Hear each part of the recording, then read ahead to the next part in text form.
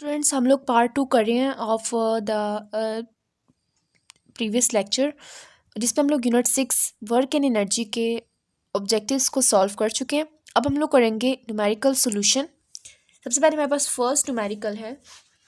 First numerical अगर आप लोग यहाँ पे देख रहे हैं तो फर्स्ट न्यूमेरिकल में हमें कहा जा रहा है calculate the work done in pushing a box with 150 newton through distance of 5 metre. हम लोगों ने वर्क डन निकालना है अगर हम लोग एक बॉक्स को पुश कर रहे हैं इतने फोर्स के साथ और उसका डिस्टेंस हमारे पास 5 मीटर है। तो सबसे पहले डाटा लिखेंगे, देन सोल्यूशन स्टार्ट करेंगे। फर्स्ट न्यूमेरिकल है। सबसे पहले हम लोग डाटा लिखते हैं। डाटा में हमें क्या क्या चीज़ें गिवन है। डाटा में हमारे पास सबसे पहले फोर्स गिवन है। फोर्स हमारे पास कितना है, डैट इज़ 150 न्यूटन। हमारे पास डिस्टेंस है 5 मीटर। हमने क्या निकालना है, टू फाइंड में हम लोग लिखेंगे वर्क हमने निकालना है, ठीक है। फॉर्मूला में हम लिखेंगे कि हमें वर्क का फॉर्मूला कौन सा याद आ रहा है। इन गिवन को देखकर गिवन डाटा में work is equal to F D वाला फॉर्मूला में याद आ रहा है। अब हम लोग सोल्यूशन स्टार्ट करेंगे। तो आप लोग जब ई शीट्स पे जब पेपर सॉल्व करते हैं तो आप लोग कुछ ऐसे करेंगे कि एग्जामिनर को सबसे यूनिक नज़र आना चाहिए। तो जब यूनिक नज़र आता है तो वो आई कैचिंग बनता है, तो फिर वो एग्जामिनर आपको नंबर देने पे मजबूर हो जाता है। तो आप लोगों ने इस तरह से पेपर को सॉल्व करना, लेकिन आप लोग इसको मार्कर से लिखेंगे। तो हमारे पास ये सोल्यूशन स्टार्ट करेंगे। तो work is equal to force कितना है 150 और डिस्टेंस कितना है 5। तो इसको सॉल्व करने में हमारे पास कितना आ जाएगा 750 जाउल्स। तो वर्क कितना आ रहा है 750 जाउल्स आ रहा है। अब इसके बाद हम लोग सेकेंड न्यूमेरिकल करते हैं। बहुत आसान सा न्यूमेरिकल था। सेकेंड न्यूमेरिकल मैं आपको स्टेटमेंट बोलूँगी और आप लोग अपनी बुक साइड पे ओपन रखिए, पेज 164। तो सेकेंड न्यूमेरिकल हमारे पास क्वेश्चन में कहा जा रहा है a boy weighing 75 newton jumps up and gains 300 joule of gravitational potential energy. एक बॉय है, उसका जो वेट है वो 75 न्यूटन है। तो वेट मैं आपको बता चुकी थी, वेट क्या होता है mg होता है, ठीक है।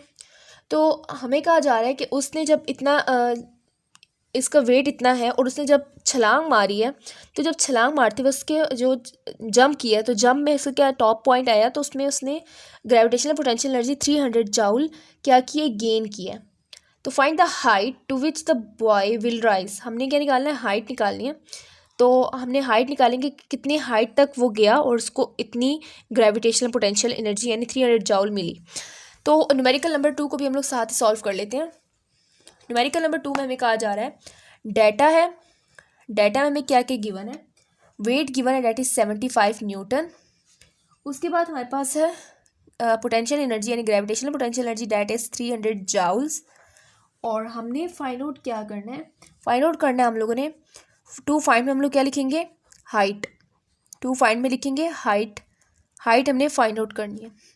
और फॉर्मूला में हमें क्या याद आ रहा है, इसको देखकर फॉर्मूला में हमें याद आ रहा है potential energy is equal to mgh। और जब सॉल्यूशन स्टार्ट करेंगे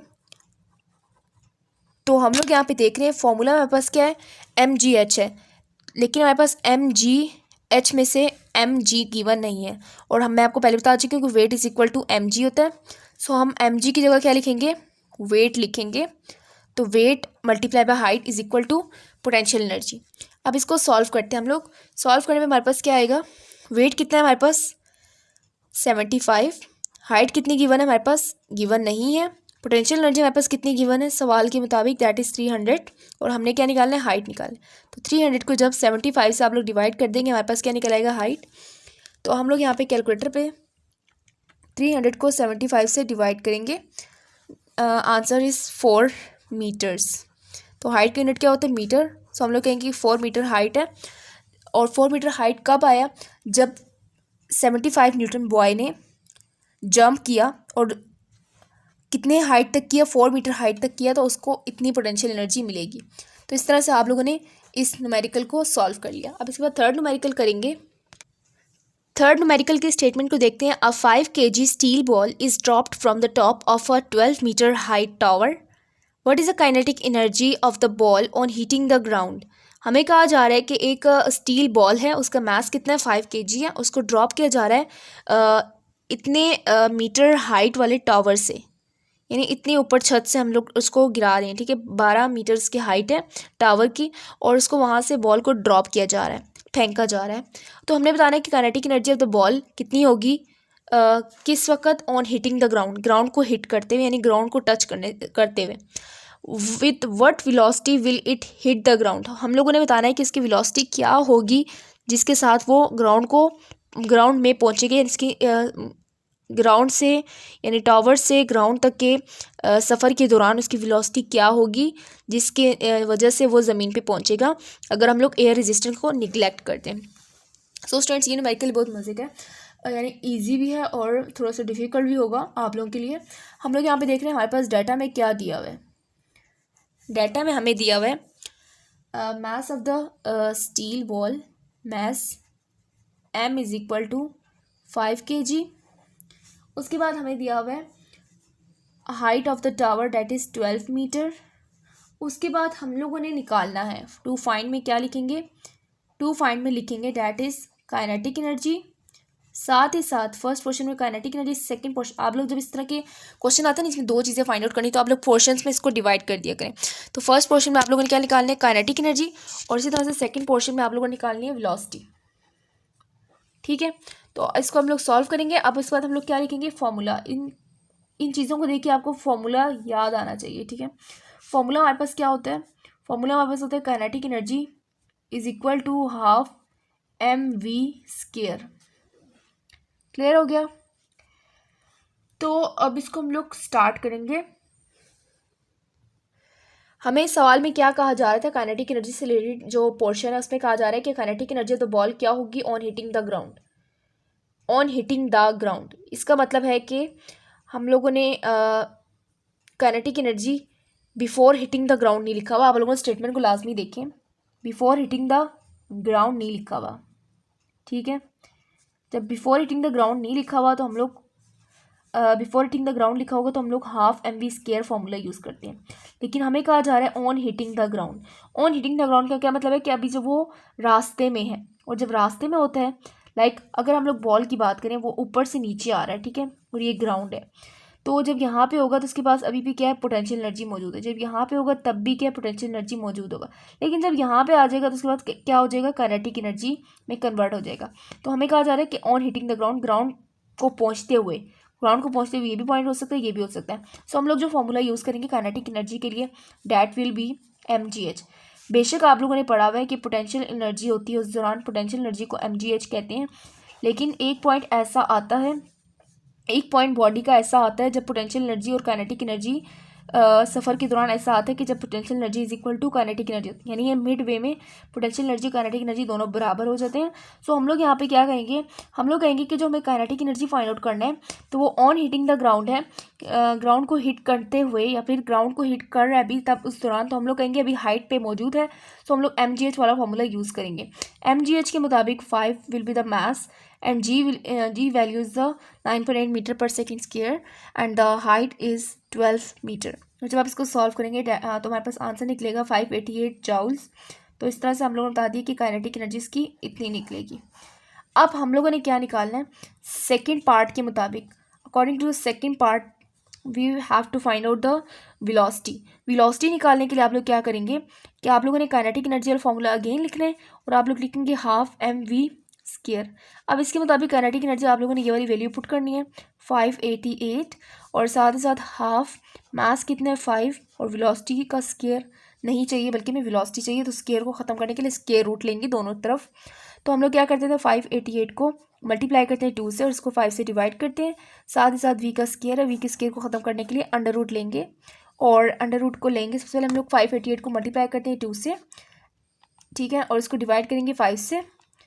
फिर जो वैल्यू आई है 235.2 को वैल्यू क्या थी 235.2 इसका आप लोग अंडर रूट ले रहे हैं तो आपके पास वैल्यू क्या आ रही है, that is 15.3 metre per second. तो इस तरह से इजीली आप लोग वैल्यू को फाइंड आउट कर लेंगे।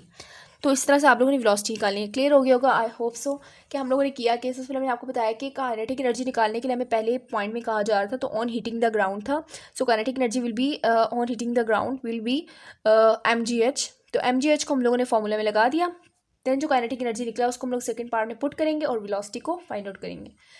तो ये था हमारा MCQ कह रही थी, सॉरी, ये था हमारा न्यूमेरिकल नंबर 3। अब इसके बाद न्यूमेरिकल नंबर 4 देखेंगे, जो कि हमारे पास फोर्थ लास्ट न्यूमेरिकल है।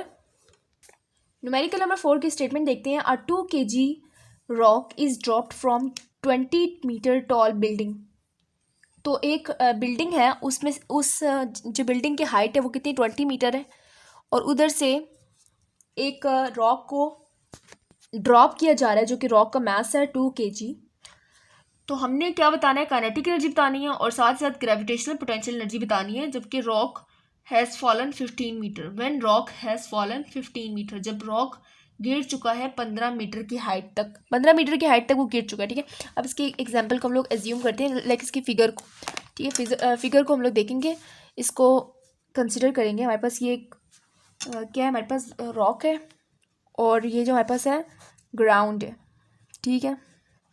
अब हमारे पास ये पूरी हाइट कितनी है, दैट इज़ 20 मीटर्स। अब हमारे पास क्या है कि काइनेटिक एनर्जी निकालनी है, ग्रेविटेशनल पोटेंशियल एनर्जी निकालनी है, जबकि रॉक 15 मीटर तक पहुंच गया, ठीक है। 15 मीटर लेट्स सपोज यहाँ तक आ रहा है, तो 15 मीटर तक पहुंच गया।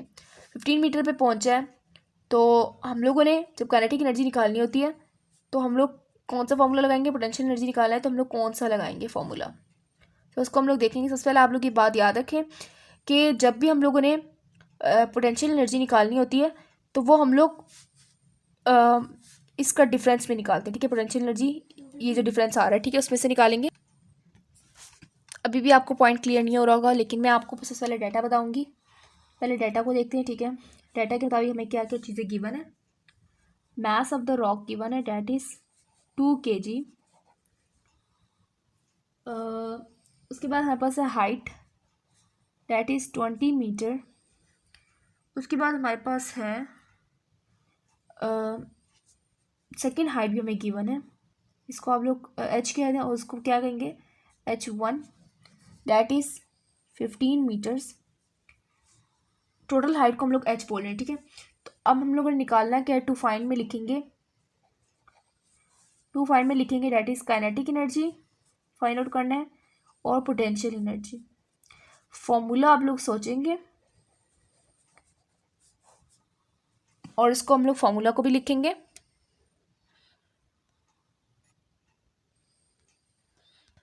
तो स्टूडेंट्स, अगर आप लोग यहाँ पे देख रहे हैं, हमारे पास जो फिगर बनी है उसके मुताबिक मैंने आपको बताया कि आप लोग जो पोटेंशियल एनर्जी निकालेंगे वो क्या निकालेंगे, डिफरेंस पे निकालेंगे, डिफरेंस ऑफ द हाइट पे निकालेंगे, ठीक है।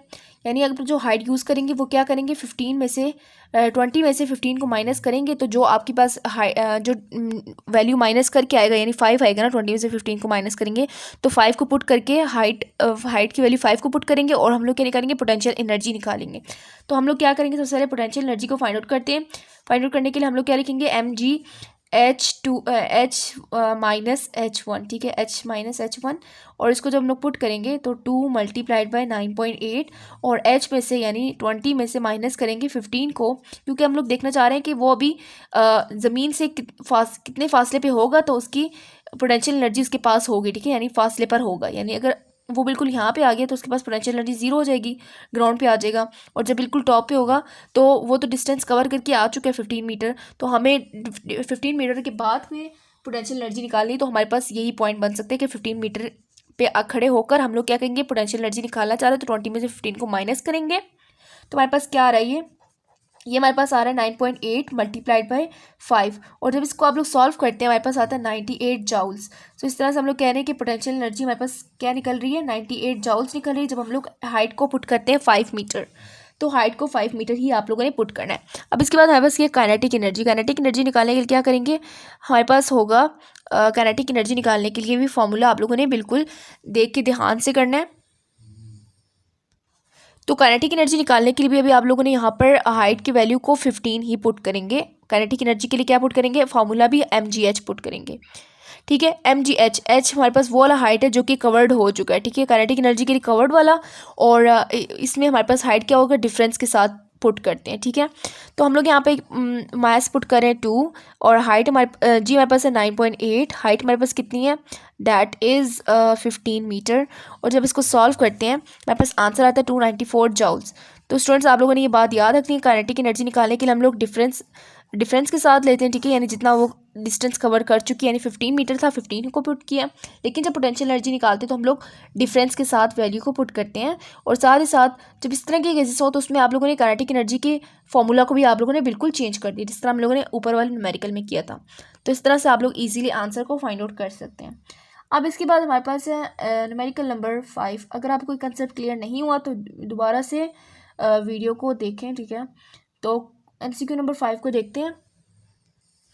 MCQ नंबर 5 हमारे पास है, क्वेश्चन में हमें कहा जा रहा है कि a rocket with a mass of 800 ग्राम। अब हमें ग्राम्स में दिया हुआ मास, जो कि ऐसा यूनिट नहीं है, किलोग्राम में कन्वर्ट करेंगे।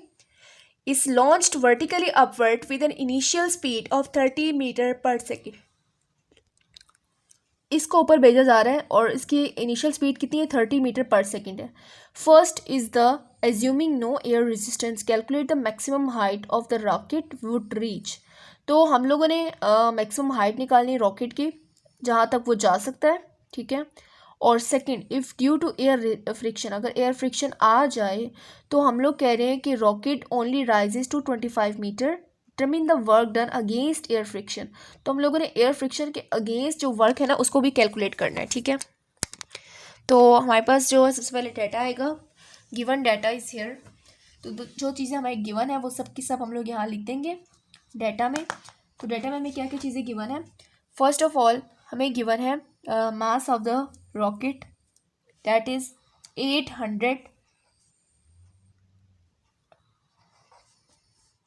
800 ग्राम्स मास है। मास को किलोग्राम्स में कन्वर्ट करने के लिए 1000 से डिवाइड करते हैं, ठीक है। और यहाँ पास कितना आता है, 8 किलोग्राम, ठीक है। अब हमारे पास सेकंड चीज़ क्या कही कि इनिशियल वेलोसिटी कितनी है, वी इनिशियल कितना, डैट इज 30 मीटर्स पर सेकेंड। थर्ड चीज़ जो हमें दी गई है, थर्ड चीज़ में हमने सबसे पहले पार्ट ए है, पार्ट ए में कहा जा रहा है कि एयर रेजिस्टेंस अगर ज़ीरो है, एयर रेजिस्टेंस क्या है, ज़ीरो है।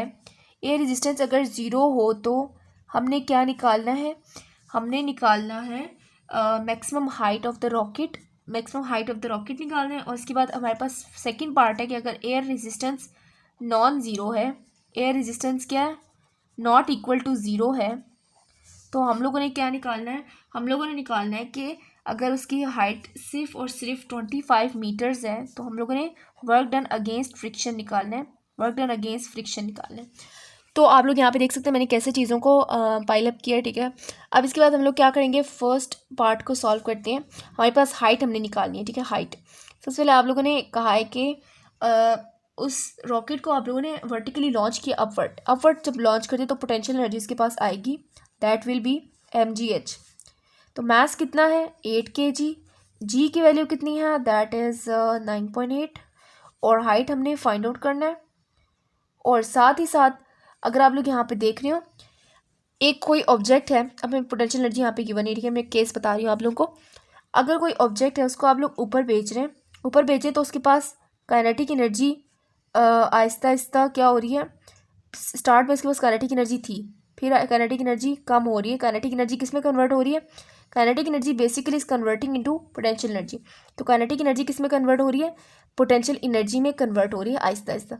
क्योंकि जब हम लोग ज़मीन से किसी भी चीज़ को अपवर्ड फेंकते हैं, ज़मीन पर इसकी काइनेटिक एनर्जी ज़्यादा होती है, पोटेंशियल एनर्जी क्या होती है, कम होती है, फिर आहिस्ता से ये कम होने लग जाती है और ये ज़्यादा होती है। तो बेसिकली दोनों के दोनों आपस में एक दूसरे के इक्वल होते हैं और दोनों कन्वर्ट होते जाते हैं, यानी एक डिक्रीज़ और दूसरा increase, then decrease, then increase, इस तरह चलता रहता है, ठीक है।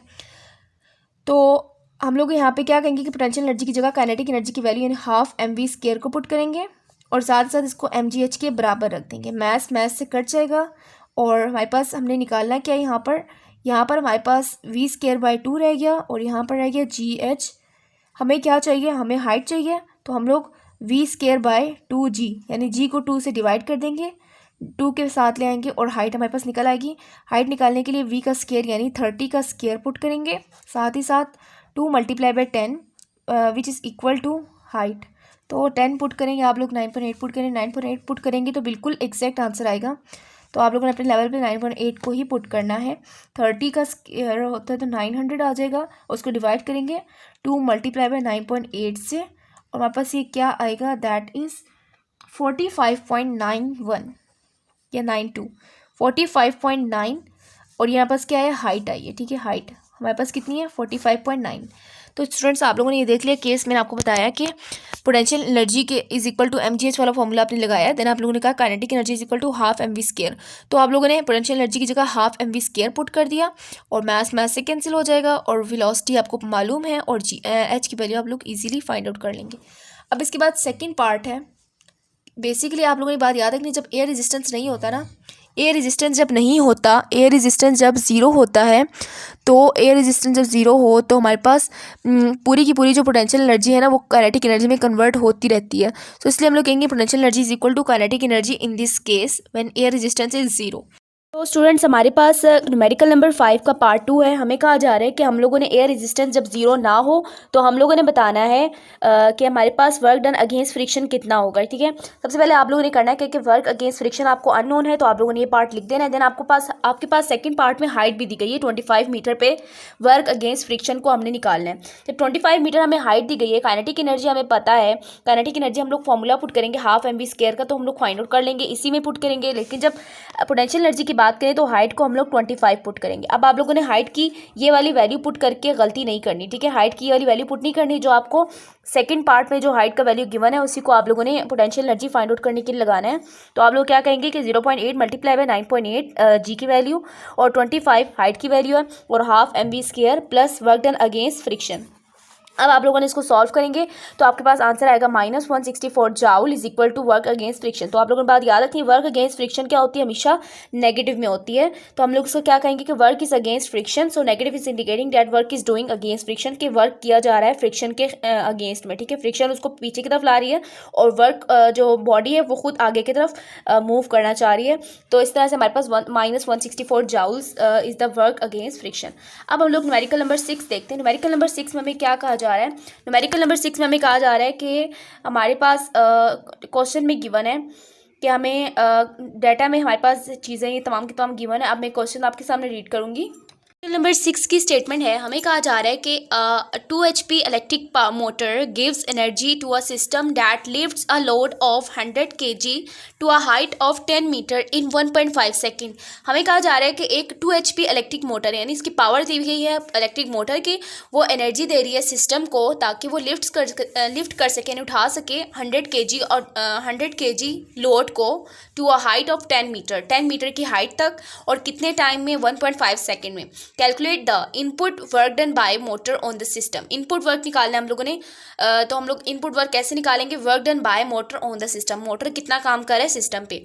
और second one is the output power load lifted by the system and third one is the efficiency of the system.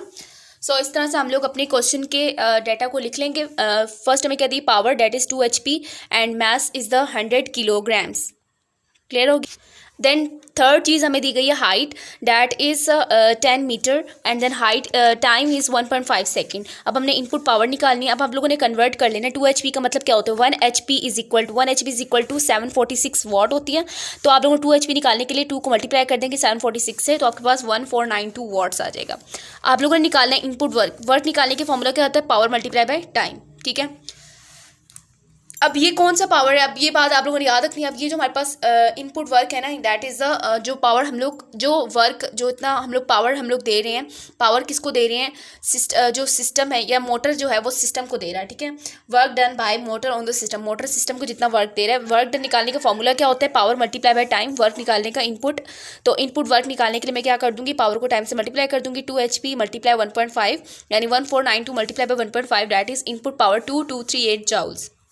Now the second one is the output power. Output power निकालने के आप लोग क्या करेंगे, अब वो आप लोग उसको इस एक इमेज बना लें कि एक मशीन है, वो एक लोड को उठाकर हाइट पे लेके जा रही है, ठीक है। ये हाइट पे लेके जाने का काम कर रही है। हाइट पे लेके जाने का मतलब क्या होता है कि ये कुछ ना कुछ पोटेंशियल एनर्जी के फॉर्म में इसका वर्क हो रहा है। पोटेंशियल एनर्जी का फॉर्मूला क्या होता है, that is mgh। So we will write here mgh यानी F इज इक्वल टू क्या होता है, ma होता है, लेकिन यहाँ पर हम लोग ग्रेविटी ग्रेविटी को सोचते हुए, यानी ग्रेविटी को अपने माइंड में रखते हुए फॉर्मूला लिखेंगे। So this will be mg, और d की जगह क्या लिख दिया, h लिख दिया। mgh का फॉर्मूला बना लिया और यहाँ पे हम लोग वैल्यूज़ को पुट करेंगे। 100 multiply by 9.8 which is multiplied with 10, that will be 9800 joules. So हमने आउटपुट पावर ऐसे पावर बोल रही बार बार, आउटपुट वर्क ऐसे निकालना है, ठीक है। पावर तो आपको गिवन है, आप लोगों ने क्या निकालना है, एफिशिएंसी निकालने के लिए आउटपुट डिवाइडेड बाय इनपुट करने के लिए आउटपुट पहले फाइंड आउट करना है वर्क की फॉर्म में, और फिर इनपुट वर्क भी निकालना है। पहले इनपुट निकालेंगे देन आउटपुट निकालेंगे और इसको 100 से मल्टीप्लाई कर देंगे फॉर एफिशिएंसी। एफिशिएंसी निकालने के लिए output work over input work multiplied by 100। So 9800 divide by 2238 multiplied with 100। आप इसको कैलकुलेट करेंगे। अब इस जो क्वेश्चन में है ना, इस न्यूमेरिकल में थोड़ा जो वैल्यूज़ का ना कोई मसला है। सो इसलिए हमारे पास जो एफिशिएंसी आ रही है 437% आ रही है। This is not possible, the value of efficiency is not possible, so there is a mistake in this numerical data. So this is how we can easily solve question. लेकिन ये क्वेश्चन तो हमारे पास इनकरेक्ट था according to the answer, ठीक है। यानी ये इतनी एफिशिएंसी 100% से ज़्यादा एफिशिएंसी नहीं हो सकती, और किसी भी सिस्टम की 100% एफिशिएंसी हो ही नहीं सकती, कुछ ना कुछ लॉसेस हो रहे होते हैं। तो ये तो 437% आया है, सो दिस इज़ नॉट पॉसिबल। अब इसके बाद हम लोग नेक्स्ट न्यूमेरिकल करेंगे। न्यूमेरिकल नंबर 7 है। डाटा लिखेंगे सबसे पहले। मैस हमें दिया हुआ है वाटर का 2500 किलोग्राम्स। नेक्स्ट चीज़ हमें जो दी गई है डैट इज